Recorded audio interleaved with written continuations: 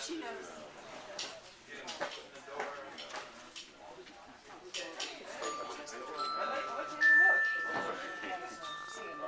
Did you make him? You make him take it off? No, I do have to go scoop. To go scoop it? Oh, because he can't get the. You know what? It takes off. It takes off about yeah, I was gonna say 5 to 10. Yeah. I've been writing too. You better watch out. I'll leave it as. Yeah. Go ahead.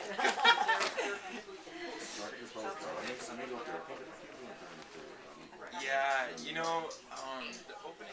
And we are Madeira Vox, and we are going to be entertaining you for the next 20 minutes.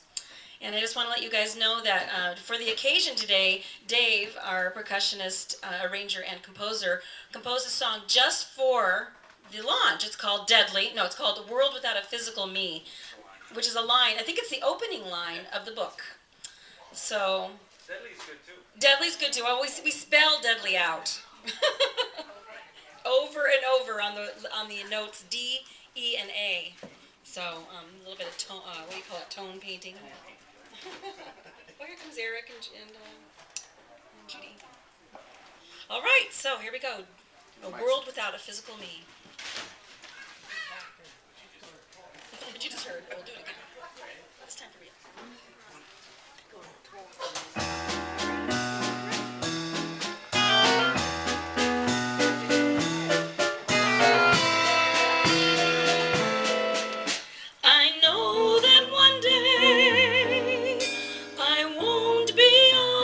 Earth anymore. I won't be on this earth anymore. A world without a physical me. A world without a physical me.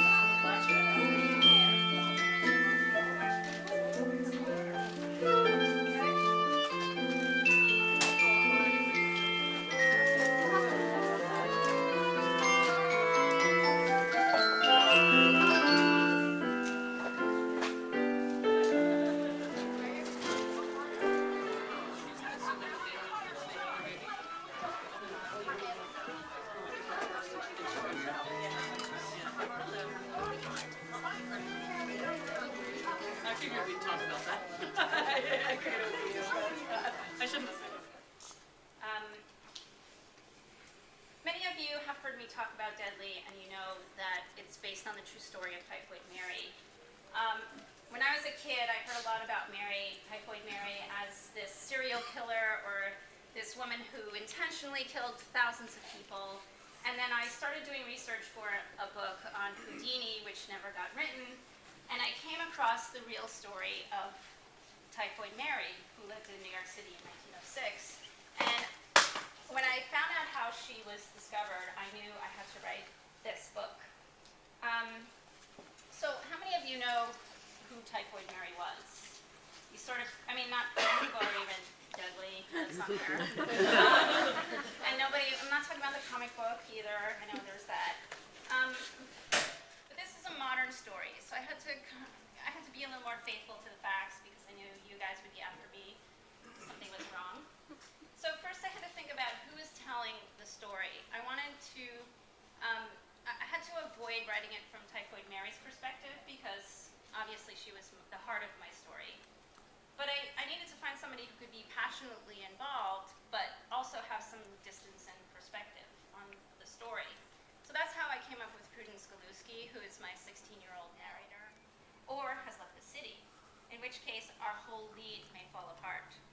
He says, Monday, we will begin with a concerted search for this woman, physically traveling from house to house until we find her. The cook has no record of the typhoid, nor any significant illness, so I'm not sure I understand exactly why Mr. Soper suspects she is at the heart of our case. Usually, typhoid is carried by a person who suffers from the disease. If this woman didn't become ill at the Thompsons and never contracted the fever, I don't follow Mr. Soper's line of thought. I fear we may be traversing down another dead end. It began some years ago. Our findings have led us here. I believe you hired a cook named Mary Malone. We have reason to think she has unwittingly brought the disease to you. But my cook is not ill. She never has been. I understand. We believe she doesn't need to be ill to carry the typhoid.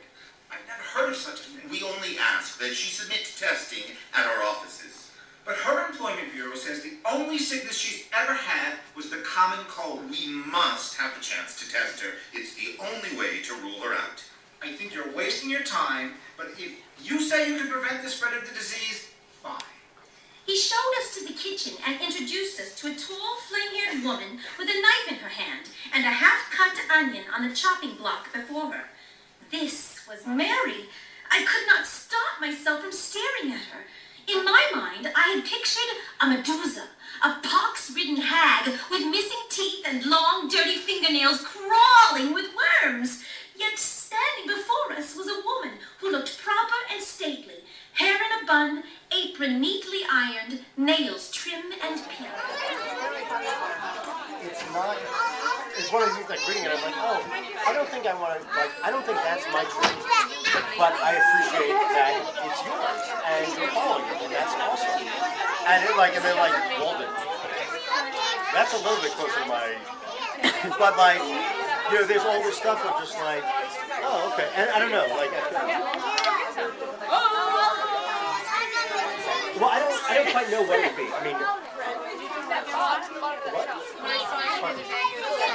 Yeah. Why don't you help? Here, come. You help too. No, you gotta help out.